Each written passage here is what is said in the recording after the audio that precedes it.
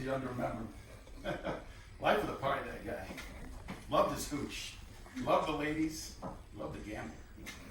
Solid first baseman. Anyway, one day he shows up for an afternoon game in the Bronx. It's the middle of July. He's sweating, hungover, miserable. It's not one of his best days. So he turns to the manager. He asks me to sit the game out. So Mike pulls his kid up off the bench. Come in, replace him. You know what his name was? Mel Ott. Why is that? Who do you think I am, Grandpa Moses? It was none other than a young Lou Gehrig. Oh, Christ almighty. Christ himself was the You know, it's funny, I never saw old Wally in the Bronx again. But Yogi saw him. He saw him at an airport a few years ago. He was selling insurance. Hey, it's a steady living. You know what it ain't? Well, I hold first base for the Yankees, but then again, what else? You got that right, you did. Hit me again.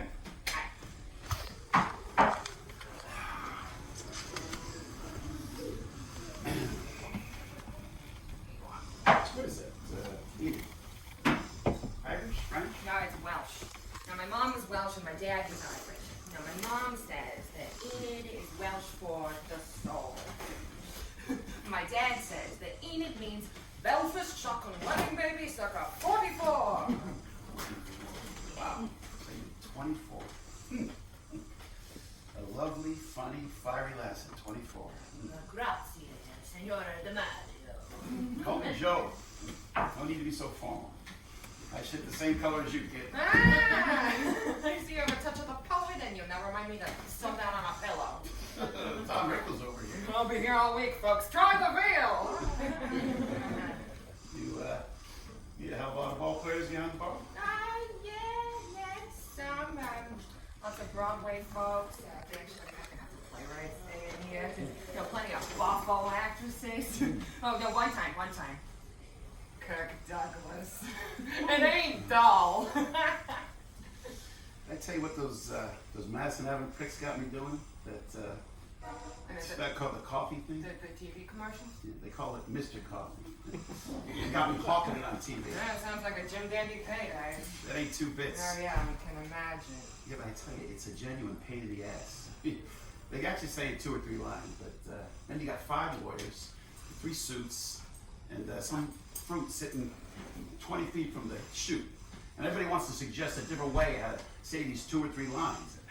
I ain't exactly Brando, so. You know, actually, I saw one on the TV the other day. It was on in the middle of the Brady Bunch. I mean, you looked great. I sound like a schmo. Hey, people like to see you. Or they trust you. You're a legend. Now, people pay you for the trust. Maybe. Seems like a dishonest way to turn a buck. The beats pulling pints in a hotel. Ain't even all that. Yeah. Now, some days it's just downright swell. Now, did I ever tell you about the time that I met Joe DiMaggio? I'm gonna come back and put my foot in your keister, you Weisenheimer. I tell you, who could really throw him back like the Dickens was Jackie Gleason. Just a barrel of laughs. It really had me going one night at Toots. What was it? No, it was at the 21 Club. It was landing the wisecracks, left, right, and center. Just singing dirty Irish limericks, the works. Whack, Gleason, yeah, it must have been something. I tell you, you take a gorgeous lady out for a steak and a bottle of bubbly and a joint like that, all the movie stars and the ball players and the pop singers. Next thing you know. Home run?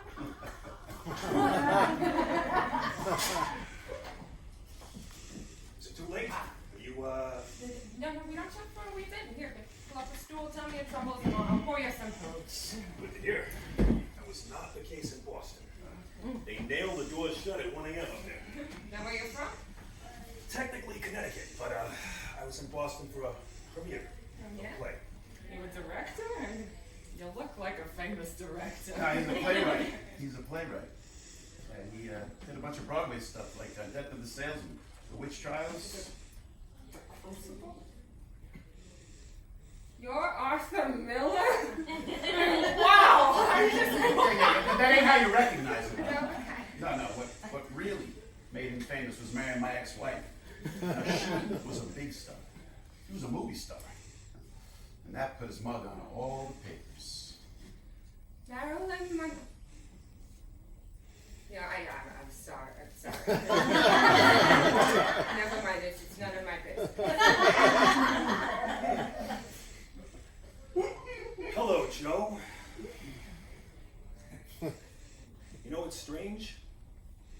Every time I come into the city, I always ask myself, is today the day I'm going to run into him? Law of averages, it makes sense. Would you prefer I leave? It's a free country. You stand at the hotel, knock yourself out. May I buy? Don't push your luck, all right? I haven't paid for a drink since V-Day. And it ain't because I'm a cheapskate. I got plenty of money, you can keep yours. I believe you. I saw you on the television. I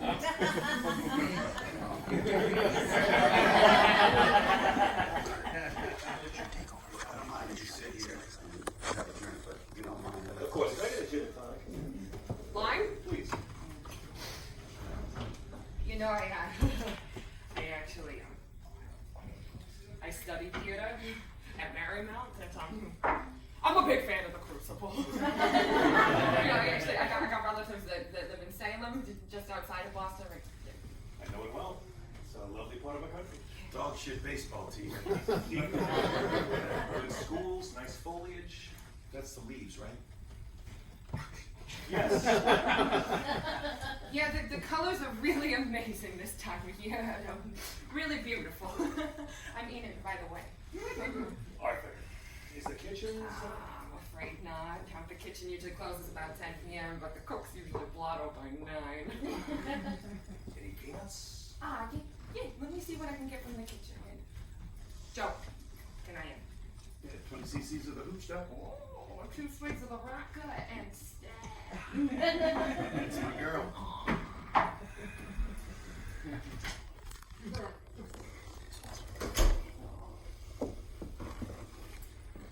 You know, I was reading in the Times. I thought I'd be a swell guy, but I let you stay for that drink.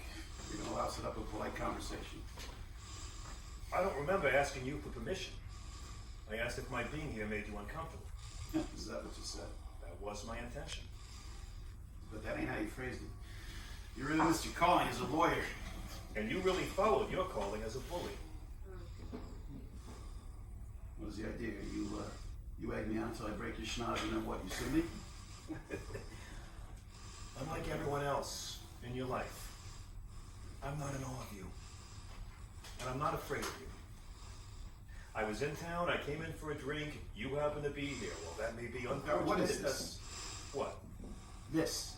What this? Did What? you know I was in here? I don't care. I'm in town for a premiere. Oh, would you do another exploitation piece on it? I based one character in one play. It was very disrespectful. Are you going to criticize my process? No, you said hurtful things about a woman I said truthful things about a woman I loved. Now, I'm sorry if you found that to be unfair or untrue. I tried to be honest. I had very real feelings for her, but you had to know. Loving her was like trying to pin down a cloud. There was no way anyone could hope to compete with her love affair without a million eyes and 100 cameras. No, there's no way anyone could compete with her love with me. You said with. Why not for? Is that some kind of barstool shrink bullshit? I have no doubt about the sincerity of your feelings. You say her name out loud once is knuckles. If you're such a tough guy, then you ought to be man enough to admit the truth. Whose truth? It was a lot. It took a lot out of you. Loving her. With every scar. I'm not so certain I agree. That's because you never loved her. You just wanted her. Everybody just wanted a piece of her. Me, I wanted to take care of her. To protect her, to cherish her. Sounds like an inscription on a gilded cage.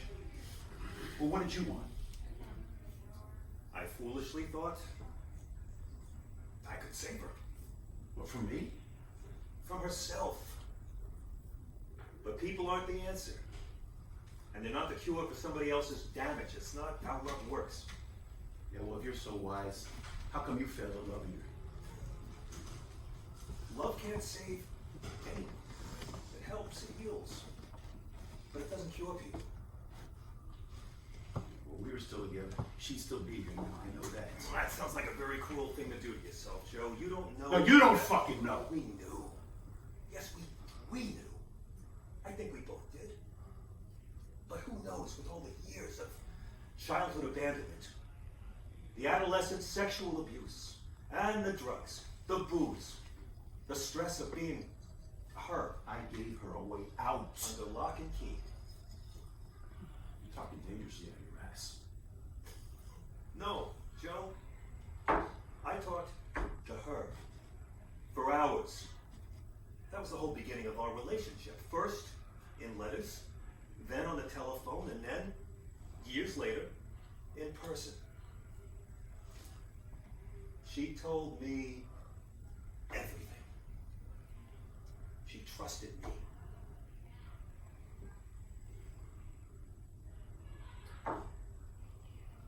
I'll tell you, Joe. She knew how much you loved her, and you lived in her heart always. You held on a little too tight. Maybe it was out of fear. Maybe I saw what was coming. Maybe. There were times I thought she did too. Yeah, we had no trouble. Tossed her aside when you're done with her. No. She told me that. No. When we were shooting the Misfits, I met someone. She was kind and mature and capable of giving me the kind of love that I needed. I can't just bask in adoration or lust. It's too fleeting. Sure, when you're young, you can afford to let yourself be consumed by infatuation, but you can't build anything on that. Attraction is a phase. It begins to dissipate the moment it's quenched. You got all the answers. I got one answer. Yeah, well, what did your new wife have that she didn't? Honestly, an interest in people and things outside herself. She had a big heart. Yes, she did. A damaged and broken heart. And it lived and died behind a wall of vanity and avarice. She said you did this. You hide behind your words. She did accuse me of that on occasion. She had my number. She was very perceptive. Yeah, most folks never saw her. They just thought she was some blonde ditz. She wanted them to think there was more there. And there was. That's the first right thing you said.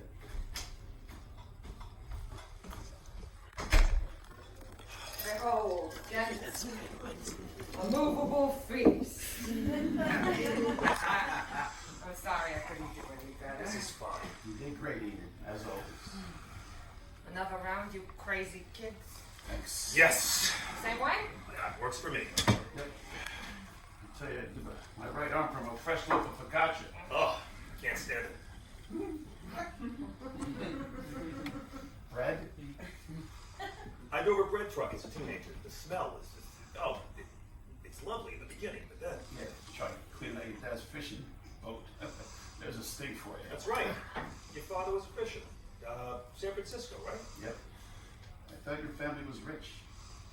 They were. Until the crash of 29. Then we moved to Queens, and my siblings and I had to work a string of bum jobs to keep the family fed. That's the other reason why I can't stand bread. I would always steal a couple of loaves for my family after a run. After years of stale bread and fish head soup. Fish head soup, Christ. I'd rather eat my fucking glove. Remember all those crazy diets you used to go on? My favorite was black coffee, grapefruit, and spinach. It made her keister blast like 76 trombones.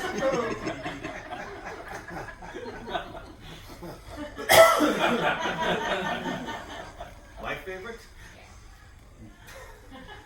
She would eat nothing but rabbit food for a month. And then at the end of a shoot, she would make a hot fudge sundae. It was the size of a crosstown bus. A cornucopia of diabetes. Yeah. She dived in there like an odor money. Chocolate smeared all over her face. I get you gents anything else? I'm gonna start packing up, otherwise. No, I'll take the bill. Tell you what, fellas. Last round was on me. Much obliged. Could I also ask for 3 shots? Sure, Jim. Joe? Bourbon? Why not?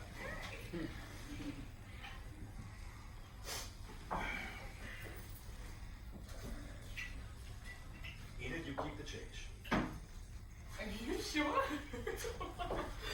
Thanks. Easy. Look at this.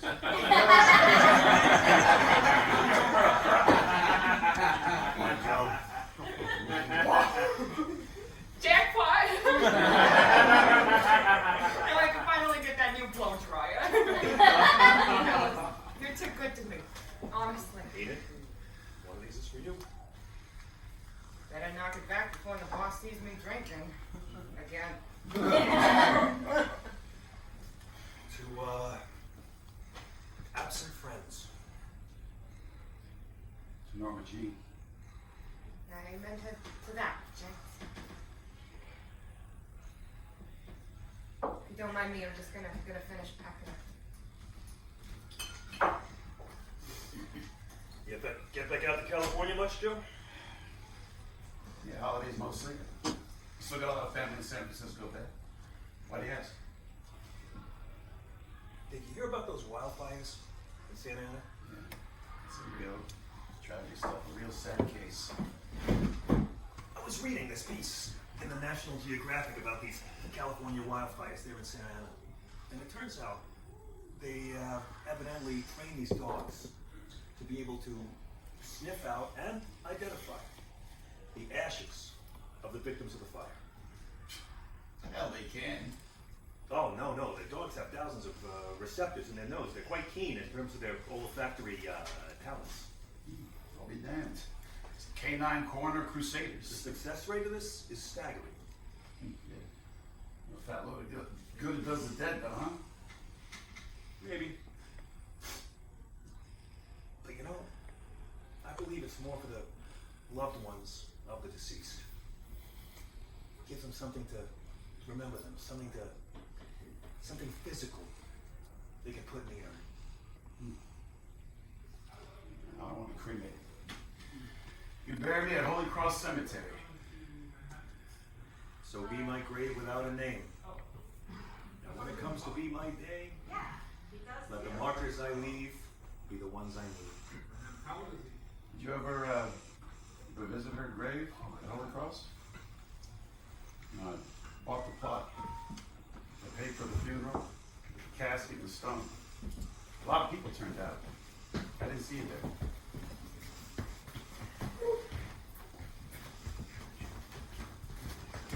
You're welcome.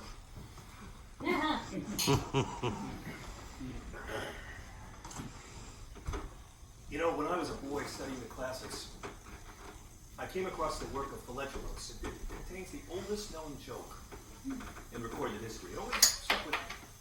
Oh yeah? The joke still got legs? Oh, it's a pip. This old misogynist is in the cemetery attending his wife's funeral. When someone passes by and asks, "Who is it that rests in peace here?" "I do," he answers. Now that she's gone. Written shot. Followed by a couple raspberries. Lord knows how it was received in its day. But those words have endured over centuries. The author's name, too. Like any of it matters. Baseball, Broadway. In the end. It matters, Joe. It all matters. Even if it doesn't last. It has to. Some wise words there, Rabbi. Well, that appears to be as high a note as I could hope to exit on. Believe it or not, Joe, it was good to see you. Sorry it took so long. Took as long as it had to. You think she still remembers us? I think she still remembers us. Now that I think she's been sitting here the whole fucking time. When I go, I hope she's the first face that I see. Heaven. You still believe in... That's why they call it fate, Arthur. Sounds like a hell of a thing to look forward to. It's better looking back. Dinosaurs like us, that's all we fucking do.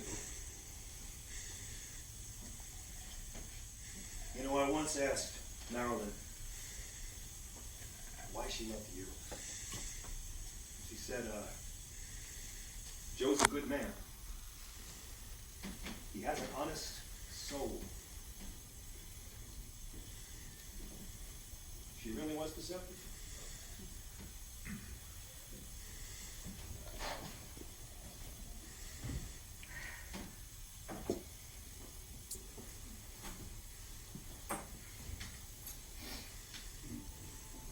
Hey, I know. I know.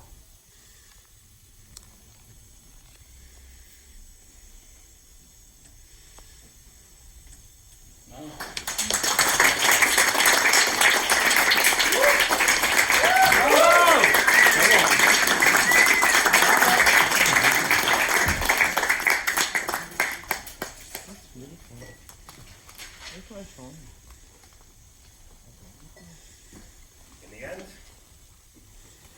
Joe and I were merely the inept custodians of a fierce and broken heart. We defend her, admire her, adore her, but we simply lack the tools and the skill to repair the damage. Our time with her was as much a vigil as a courtship. My hope is that she found peace in the arms of something kind and infinite, or in the dark, quiet ocean of the stars. They say that all the stars in the night sky are already dead, and what we perceive to be a tiny twinkling beacon is in reality just the funeral pyre of a dying star, taking one final bow and leaving tiny illuminations in its wake.